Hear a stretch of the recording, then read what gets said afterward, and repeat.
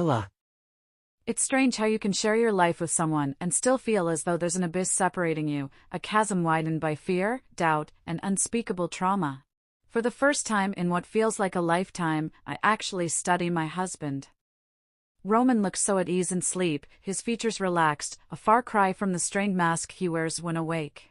Being alpha, a leader to our pack, carries a weight, a gravity that he rarely shows but is there, lurking in the background. His responsibility doesn't end there. He's been the linchpin holding me together since my return, gently caring for me, never pushing, always there. Yet as I observe him, I notice things I never did before, the dark circles under his eyes, growing more pronounced, the beginnings of worry lines creasing his forehead. Time has been unkind to us both in different ways. I've been the ghost haunting our lives, a wraith in our own home. And here he is, still steadfast, still waiting. My fingers itch to touch him, to trace those lines and somehow absorb some of that tension, give him even a fraction of the peace he's giving me. My hand rises and gently caresses his cheek, his skin is warm, grounding, reminding me of all the reasons why I fell in love with him. I think about how tender he has been with me, so gentle, as if I'm a brittle parchment that could disintegrate with a single touch. The mere recollection of the softness in his voice, the warmth of his eyes, makes something within me stir. It's time to reclaim myself, to break the invisible but palpable chains that Vasily has wrapped around my soul. That ends now. For weeks, I've allowed what Vasily did to control me, to keep me from being the woman Roman fell in love with, the woman I used to be. I allowed those memories to silence me, to break me, to make me a stranger, even to myself. I've been a ghost, a half-person, ever since I escaped Vasily's clutches. But Roman deserves more. He deserves the woman he married, the one not shattered by trauma.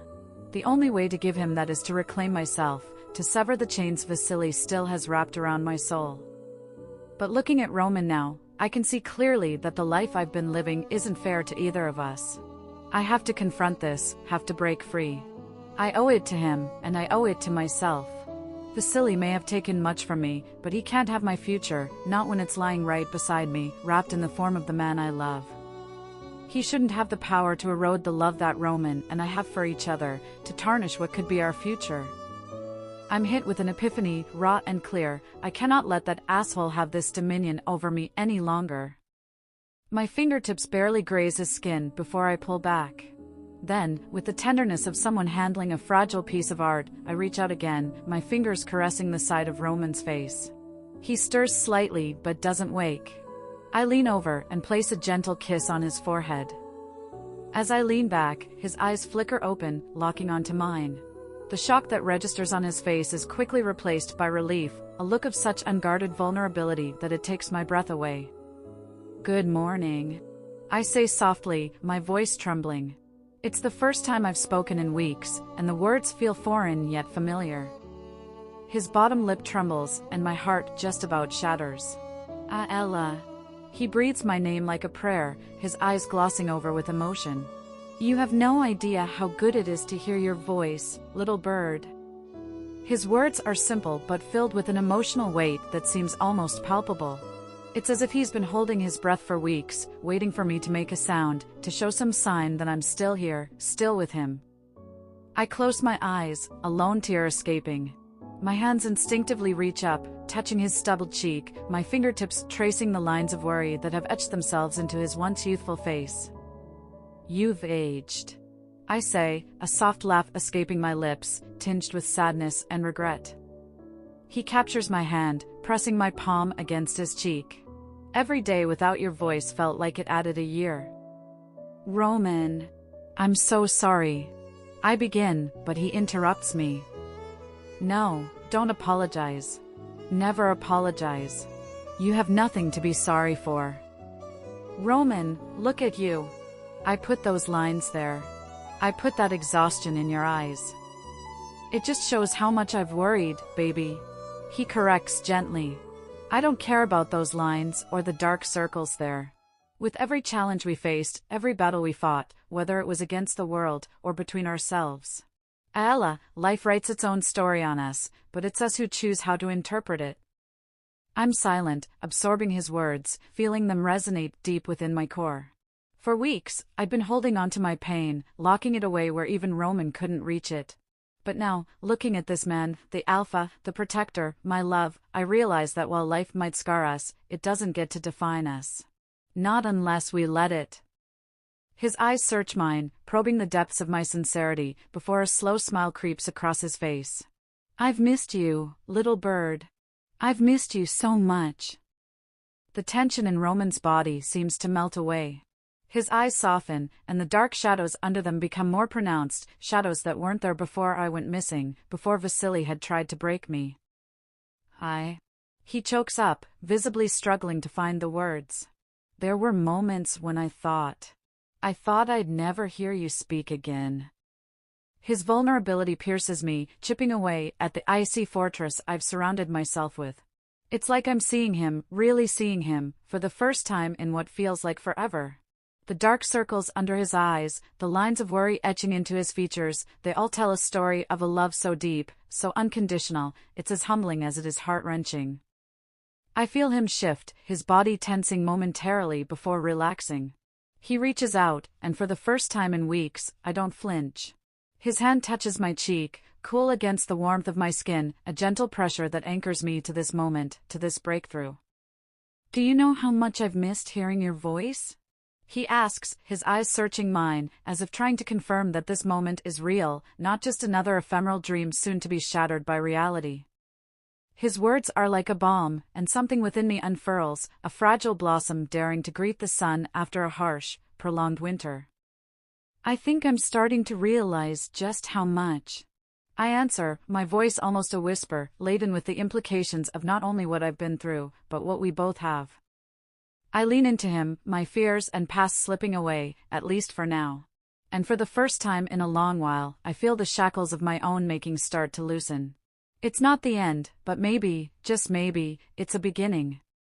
The emotional charge between us is palpable, a living entity that seems to breathe, to pulse.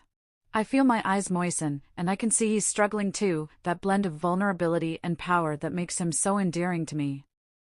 Roman, I swallow hard, gathering my courage as I pull back to face him again. I've been letting Vasily ruin me, ruin us. I've been stuck in this self-imposed prison, and you've been suffering right along with me. But I want to break free. I have to take my life back, our life back. Roman cups my face, his eyes searching mine, looking for confirmation that I'm not just saying this, that I mean it. I've been waiting for you to take back your power again, he says, and I can literally see the pride shining in his eyes. I can't stand to see you in pain, Ella. You have no idea how it kills me. I place my hand over his, pressing it to my cheek. That's why I have to do this, for both of us. We can't let Vasily, or my fears, define us, define me. You are not your brother, and I am not the victim he tried to turn me into. I am taking my power back, right now. For a long moment, we are both silent, letting the gravity of my words hang in the air. Roman's expression hardens, but his eyes, those beautiful, expressive eyes, are shining. I knew I married a fucking queen, he says with a smile, then he pulls me into his arms and kisses the side of my head. I'll be right here beside you, little bird. Don't forget that. I'm not naive enough to think that one declaration, one kiss, can magically erase all the pain, the trauma. But it's a start. And sometimes, that's all you need, a single moment of clarity, a single step in the right direction.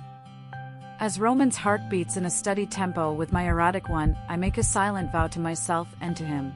Vasily's shadow may have darkened our past, but it will not define our future. We will face the coming challenges hand in hand, heart to heart, as equals, as partners. As one. Ella. The sun isn't quite up yet when Roman leaves the bed, slipping out with the feline grace that so contradicts his robust frame. Last night was cathartic, to say the least, and for the first time in weeks, I didn't wake up with a heavy pressure weighing on my chest. I hear the shower running and contemplate joining Roman, but then I change my mind. I have no idea how I'll react in there. It's one thing to say you're willing to heal, and it's something else entirely when you put it into motion. So I lay in bed and wait for him to finish in there before I get ready for the day. When he walks out with nothing but a towel draped low across his waist, my heart leaps. It doesn't matter how many times I see Roman like this, he never fails to make my heart beat like a teenage girl. Gods, he's beautiful, and when he smiles at me, I can feel a blush creeping onto my cheeks. I take it as my cue to run to the bathroom, but when I'm done in there and walk out in my towel, I don't see him here at all. So after throwing on a pair of sweats and one of Roman's t-shirts, I head downstairs and I'm immediately drawn to the kitchen. Roman is standing by the oven, a spatula in one hand, manning a sizzling pan on the stove with the concentration of a five-star chef. The rich aroma of scrambled eggs and bacon mingles with the fresh scent of coffee, filling the room with a homely comfort I didn't realize I'd missed so much. It's fascinating to watch him cook, the way his hands move with purpose and ease, each ingredient added as if it's a crucial part of a greater masterpiece. This is the man I fell in love with, the leader who can handle the stresses of leading a pack and a man who knows his way around a kitchen, not because he has to, but because he wants to. Each stir, each flip of the spatula, feels like a whispered "I love you," an intimate choreography that speaks volumes more than words ever could. He's wearing one of his old band t-shirts, a garment weathered by years of use and countless washes. One he could replace with the money he has, and yet he's kept it. His hair is slightly tousled and still damp, and he looks absolutely gorgeous. Despite this, his eyes remain focused, and his movements are sure. His muscles, outlined by the morning light filtering through the kitchen window, tense and relax in a rhythm dictated by his culinary dance. It's a sight that leaves me spellbound, trapped in a moment where everything seems simpler, more manageable. "What's got you so entranced?" Roman finally breaks the silence, looking up with a grin, catching me in my reverie. "Just admiring the chef," I say, my voice tinged with a warmth I hadn't felt in a while. "You really do look good when you cook." "Do I?" He raises an eyebrow, putting on a mock-serious tone. Well, maybe I should consider a career change. How does Roman, the culinary alpha, sound? I laugh, and it's a genuine laugh, one that fills the room and bounces off the walls, replacing the tension that had built up over the past few weeks. His eyes are still shadowed, but they've lost some of their haunted look. I walk over and wrap my arms around him from behind, laying my head between his shoulder blades. "I appreciate this, you know? Everything you're doing," I say softly. He places his hand over mine, gripping it tightly. I can feel the anxious breath he lets out, and feel guilty because I know he's been tiptoeing around me. "But you're not quitting your day job," I tease, and steal a piece of bacon from the plate. "Hey! That's thievery," he feigns shock, but then leans down to kiss me, his lips meeting mine in a sweet, lingering moment that makes me forget about everything else. "Thank you for this, for making breakfast, for making me laugh," I say softly, my eyes meeting his. "You make me feel normal in a life that's been anything but." "Anything for you, baby," he says, his voice thick with emotion. He takes a second to plate our breakfast before turning off the stove and leading me to our small dining table. He pulls out a chair for me, ever the gentleman, even in our own home. As we eat, every bite tastes like a piece of heaven, made all the better by the man who prepared it and the love that seasoned it. The eggs are fluffy, the bacon crisp but not overdone, and the coffee is strong, just the way I like it. But what warms me more than the food is the normalcy of it all, the mundanity that feels extraordinary in its simplicity. We eat in silence, but it's not the stifling, suffocating kind that's been a constant companion lately. It's a peaceful silence, the kind that comes from shared understanding, from love. After breakfast, Roman suggests we go for a walk, and for the first time in forever, it sounds like a good idea to me. After breakfast, Roman grabs a light jacket for each of us and we step out of the house, letting the screen door snap shut behind us. We walk in the direction of the forest, our packland stretching out as far as the eye can see, fields of tall grass giving way to thick woodland. Roman slips his hand into mine, our fingers intertwining naturally. Even this simple touch sends a tingling warmth up my arm. But I know I have to tell him, I know I have to start somewhere. Vasily was adamant that by ruining me, he would ruin you. I start, not looking at Roman, and my breath hitches in my throat. The things he did.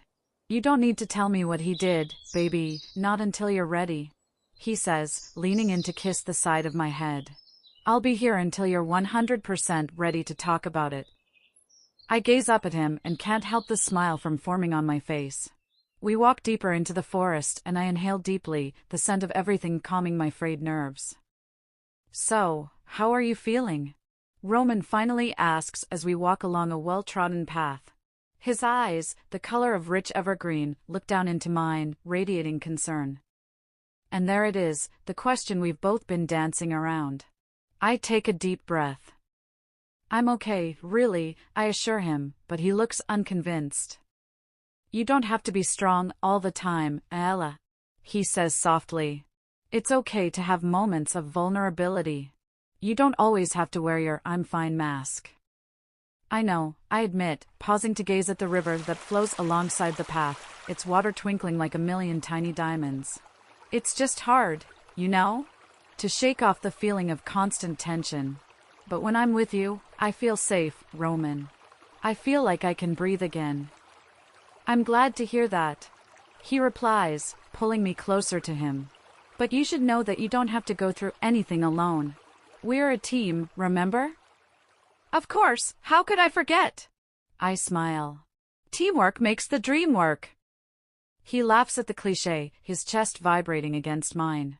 "You're something else, you know that?" "And you love me for it," I retort cheekily. "Guilty as charged," he agrees, leaning down for another kiss. We continue our walk, talking about everything and nothing, future plans, the latest pack gossip, the small things that make us laugh. Roman's grip tightens around my hand whenever the conversation veers toward more serious topics, a silent reassurance that he's here, that he's listening. Finally, Roman stops by a particularly large oak tree, its trunk wide and sturdy. He leans against the tree, pulling me towards him. "I'm serious about earlier, Ella," he begins, his tone somber. "If you're struggling, you don't have to hide it. I know you're strong, but even the strongest people need a break sometimes." I look into his eyes and see the sincerity in them, the unwavering love and support that have carried me through some of my darkest days. "Thank you, Roman," I say, my voice quivering with emotion. "I promise, if I need help, I won't hesitate to lean on you. And I hope you'll do the same." "You have my word," he replies, sealing our promise with another kiss, but I know he won't lean on me no matter what I say. Because that's just Roman, that's just the alpha who doesn't voice his emotions. "You seem a little better today," he finally says, skirting around the weightier questions. "Did you sleep okay?" "Well, afterwards." "As well as can be expected," I reply, my fingers finding his. "Being next to you helps. I wish it could always be like this. Just us, and the forest, and peace," he murmurs, his voice filled with something I can't quite place. "Regret, maybe. Or longing. I think the peace we're looking for has to start here." I tap my temple. "And here." I lay my hand on my chest, over my heart. As he holds me, I realize I've begun to believe myself, to believe in us again. It won't be an easy road, reclaiming the parts of me that were taken, were lost. But as I stand there, enveloped in Roman's love, protected by his strength, and emboldened by my own newfound resolve, I realize that maybe, just maybe, we'll be okay. Ella. I sit quietly on the couch in Roman's office, flipping through an old issue of a nature magazine as he pores over some documents at his desk. I'm used to these moments, the weight of his responsibilities as alpha often leads to late nights and busy mornings. But it's a life we've built together, and I wouldn't have it any other way. "You know, you could make this magazine collection a little more interesting," I comment, giving him a playful look. He glances up from his work, an amused grin lighting up his face. "What, you're not enthralled by the mating rituals of the North American beaver?" "Absolutely riveting," I retort. "But I could use some variety." The door swings open just as he chuckles, and Caden steps inside, a solemn expression on his face. "Roman, I've got news." He begins, then spots me on the couch and blanches. "Ella." "Hey." "Hey, Caden," I greet him, closing the magazine and setting it aside. "What's up?" Caden looks at me. No, look isn't the right word, he visibly gapes at me. Then I see a sliver of a smile on his face and the relief filling his eyes. We have a lead on Vasily, he says, his eyes shifting between me and Roman. He was seen crossing into cartel territory yesterday. Roman's hand clenches around the pen he's holding. Cartel? Are you sure? Positive. He's not laying low anymore. He's planning something. Roman looks at me with a mixture of concern and frustration. Vasily has been a thorn in our side for too long, a threat that has yet to be fully eliminated. We need to act quickly, Roman starts, his eyes scanning through more documents scattered on his desk, as if hoping to find some magical solution among the sheets of paper. If Vasily has truly infiltrated the cartel, the stakes have never been higher. I agree, which is why I want to go talk to Sam, I say, my voice firm. Or Esteban. Roman's eyes snap up to meet mine. Absolutely fucking not, Ella. Roman, listen, I start, but he cuts me off. This is not up for debate. It's too dangerous. Caden clears his throat, stepping forward. With all due respect, Ro, maybe Ella's onto something. Esteban has a history with her. If he's going to crack, it might just be for her. Roman shoots Caden a sharp glance, and for a moment, I think he's about to explode. His fists are clenched and his eyes shifted to alpha crimson, so I know he's more than pissed off. I shoot Caden a look, then I sigh. Are you out of your fucking mind? He roars. There's no way I'm letting him near her again, over my dead fucking body.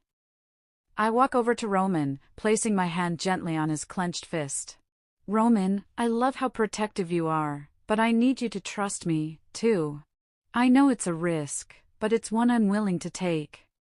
He stares at me, his green eyes clouded with a mix of love and exasperation. I can see his internal struggle, the alpha in him wrestling with the partner who knows me better than anyone else.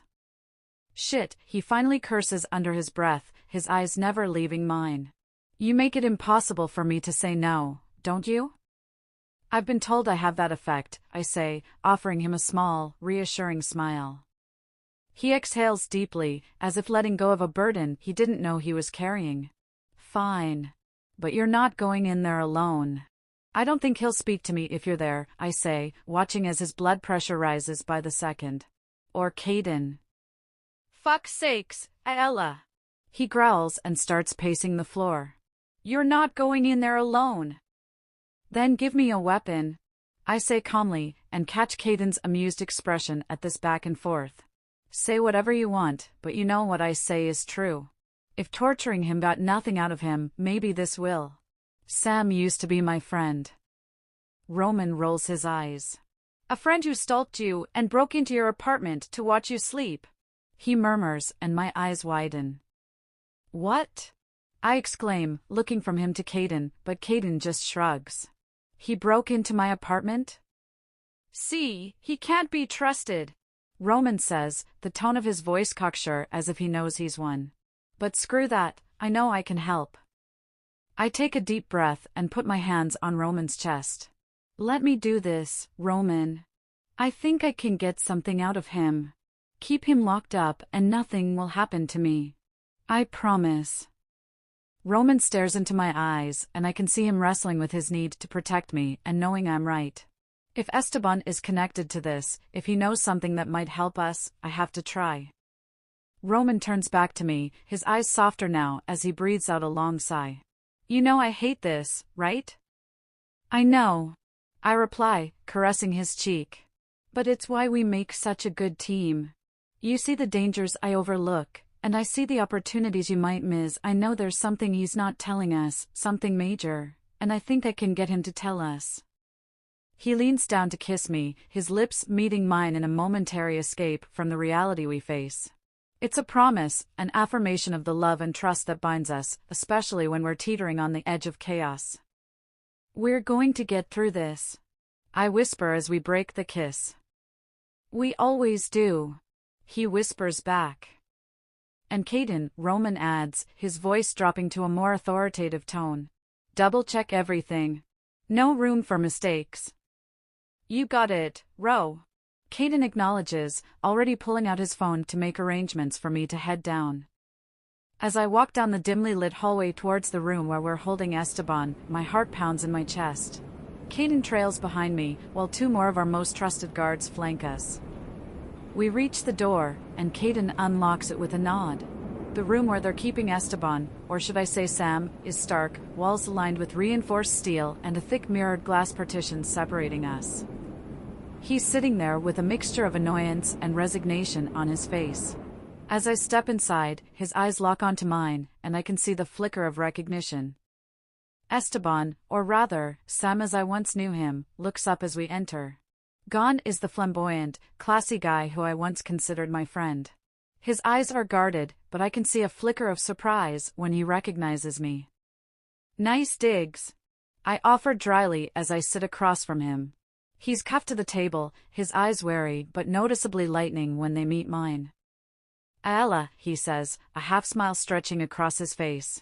Never thought I'd see you in a place like this. I could say the same about you.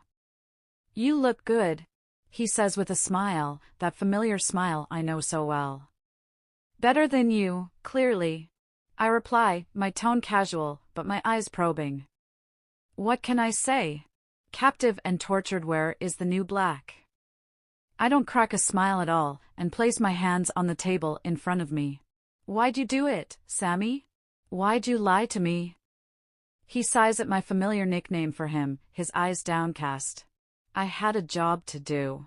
Nothing personal. But it is personal now, isn't it? Because Vasily is a personal problem. His eyes snap up to mine when I mention that name. You've always been sharp. Sharp enough to know you have information we need. Vasily has infiltrated the Ladrone cartel. What's his endgame? Esteban hesitates, his eyes glancing over to the guard by the door. They'll kill them if I talk. I don't miss them instead of me. And we'll make your stay here very unpleasant if you don't. I fire back. By the dried blood on your face, I can see they started a long time ago. His eyes meet mine again, this time softening. You always had a way of making people open up, didn't you? It's one of my many talents. So talk. I say, trying to keep my voice steady. Who sent you to watch over me in Seattle? And don't lie, you're not in a position to make things worse for yourself. He hesitates, weighing his options, before finally letting out a sigh. Alphanovel sent me, all right, but it wasn't to watch over you. He had his eyes on your territory long before Vasily showed up and manipulated his son, Diego. It was Diego who asked me to keep an eye on you specifically because apparently you would come to be important. My heart sinks. The cartel is a formidable enemy, and the idea that Vasily has wormed his way into their ranks is terrifying. Diego is set to take over in 2 years. Vasily's planting seeds for a future war, and the first person's head he wants on a stake is your alphas. I look him squarely in the eyes, trying not to let my emotions show. Why are you telling me this? A change of heart? He looks away, avoiding my gaze. Let's just say I never signed up to be part of a massacre. Esteban takes a deep breath, as if weighing his options and finally coming to a decision. I don't know whether I believe him, but we only have this to go on, so I nod, swallowing the anger that threatens to spill over. And what is Vasily planning with Diego? Esteban glances towards the observation window and leans in, lowering his voice. Vasily has always been ambitious, but it's different. He's latched onto Diego like a parasite. And Diego is eating it up, thinking he's found himself a powerful ally. That kid's young and eager to prove himself, and Vasily's manipulation has him thinking this is his chance. Do you know what their plan is? I press on. He hesitates again, his eyes meeting mine. I don't know the details, Ella. But what I can tell you is that Vasily is far more dangerous than you think. He's not just any rogue, he's a strategist, a manipulator. He knows how to get people to do what he wants, even if it's against their better judgment. What do they want? To eliminate competition. With Roman out of the way, Vasily sees a clearer path to power. And Diego, well, let's just say he's young and impressionable. Vasily's got him believing they can take down your pack without breaking a sweat. I clench my fists, my nails digging into my palm. And you're okay with this? Esteban looks at me, genuinely puzzled. Do I have a choice? You always have a choice. Not when my little sisters are being held as prisoners. He sighs, his shoulders slumping as if a great weight has been lifted. I never wanted any of this, Ella. So we're running out of time, I conclude, my voice tinged with desperation. He nods, a sense of gravity settling between us. Yeah, you are. I take a deep breath, gathering my thoughts. I know Roman is watching but not listening as per my request. He's also probably itching to pull me out of there, but this might be our only shot at getting valuable information. If you help us, Esteban, we can offer you protection, maybe even a chance at redemption. He laughs bitterly. Redemption? There's no redemption for people like me, Ayala. Do you think the cartel lets traitors go? I'm better off dead. Maybe not, I reply, looking him dead in the eyes. But you have those sisters you just mentioned, and you know Roman is the most powerful and well-connected alpha in the country. So don't you think you're better off trusting him? The look in his eyes tells me he's considering it, and now I think my work is done. I get to my feet and breathe out a sigh. You have a choice here, Sammy. Help us stop Vasily, help us prevent unnecessary bloodshed, and we'll help keep your sisters safe. Isn't that worth something? Esteban seems to ponder my words, his gaze drifting away momentarily before locking back onto mine. All right, I'll help you. But you better keep your end of the bargain, Ella. Because if you don't, trust me, you won't like the consequences. I intend to, I assure him, my voice unwavering. As I leave the room, I cast one final look back at Esteban. His eyes meet mine, a swirl of regret and resignation. I don't know if I can trust him, but at this moment, it doesn't matter. We have bigger issues to tackle, and the chessboard is set for a game neither side can afford to lose.